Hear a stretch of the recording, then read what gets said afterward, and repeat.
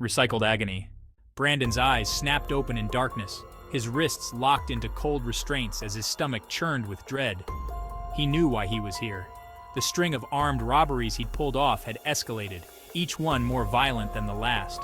But it was the final heist, the one where he shot a man in cold blood, that brought him to. He didn't even remember the man's face when he pulled the trigger. The machine hummed softly and he felt a familiar, chilling sensation crawl up his spine. Not again? It started with the screams, their voices echoing in his head.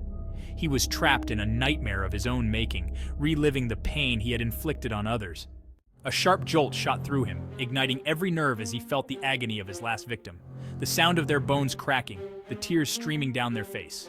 It was raw, visceral, and it consumed him. Tyler writhed in his confinement, unable to escape the relentless cycle. He felt every bruise he had caused, every shred of hope he had stolen.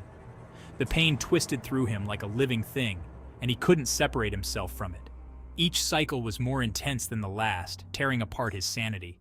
He saw flashes of their faces, eyes wide with terror, lips trembling with cries for mercy. Each time he experienced their suffering, it was as if he were drowning, dragged deeper into a void of despair.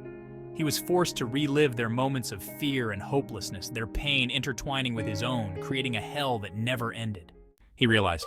As the machine hummed, he found no solace, only the knowledge that he would endure this over and over again, feeling every ounce of their suffering until he was nothing but an empty shell.